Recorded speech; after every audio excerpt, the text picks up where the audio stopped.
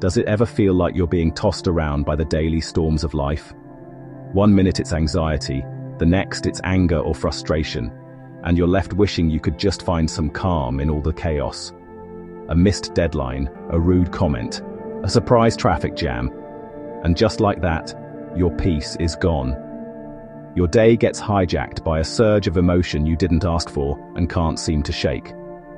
But what if the key to unshakable peace wasn't about getting rid of your feelings, but about understanding and commanding them?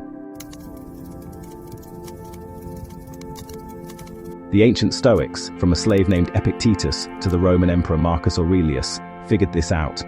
They created a powerful toolkit for mastering the inner world. They taught that while we can't control what happens around us, we have absolute power over how we respond. So let's get into 3 of their most effective techniques you can start using today. First up is the most fundamental tool in the Stoic arsenal, the dichotomy of control. It's a simple but life-changing idea. You divide everything you face into 2 categories, things you can control and things you can't. The only things truly in your control are your own choices, your actions, and your judgments. Everything else, the weather, what other people think, your reputation, even your health to some degree, is not completely in your hands. Think about it. Most of our emotional pain comes from trying to control what we can't. We get furious in traffic because we think it should be moving. We feel sick with anxiety before a presentation because we're desperate to control how our boss is going to react. The Stoic practice is to consciously shift your focus. The moment you feel a negative emotion rising, stop and ask yourself, is the source of this feeling something I actually control, or something I don't? If you can't control it, your only job is to accept it and pour your energy into what you can control, your response. As Epictetus said, the most important task in life is to separate what is and isn't in our power and to focus only on what is. This isn't about being passive. It's about stopping the waste of energy on the impossible and redirecting it toward your own virtuous actions. The second principle is a game changer. Our emotions aren't caused by events, but by the judgments we make about them. Marcus Aurelius said it perfectly. You have power over your mind, not outside events. Realize this, and you will find strength. Someone cutting you off in traffic is just an event. It's neutral. The anger you feel comes from your judgment. That person disrespected me, or that was completely unfair. The Stoics taught that between an event and our reaction, there's a small gap, a pause. That's where our power lies. Instead of letting that first automatic reaction take over, we can challenge our own judgment. Was it really a personal attack, or was the other driver just lost or distracted? Does this event truly threaten your well-being, or is it just an inconvenience? When you reframe your judgment, you change your emotion.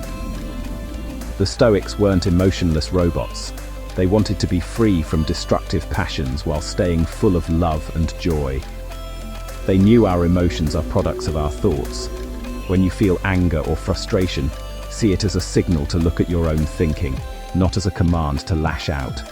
As Marcus Aurelius also wrote, the best revenge is to be unlike the person who wronged you. The third technique is a powerful shift in perspective, the Stoics called the view from above. When you're stuck on a problem, a fight at work, a personal worry, it feels huge, like it's your whole world. The Stoics practiced zooming out. Imagine floating up, looking down on your city, then your country, then the entire planet, a tiny blue marble floating in the vast, silent emptiness of space. See all of human history flash by, empires rising and falling, generations being born and turning to dust. From this cosmic perspective, how big is the problem that's causing you so much pain right now? Marcus Aurelius used this exercise all the time to shrink his anger and frustration. It's not about making your problems seem insignificant, but about seeing them in their true proportion. This wider view detaches you from the immediate emotional heat of a situation. It's a reminder that everything is temporary, including your anger, your anxiety, and whatever triggered them. It helps you face challenges with a calm, steady mind, knowing that this too shall pass.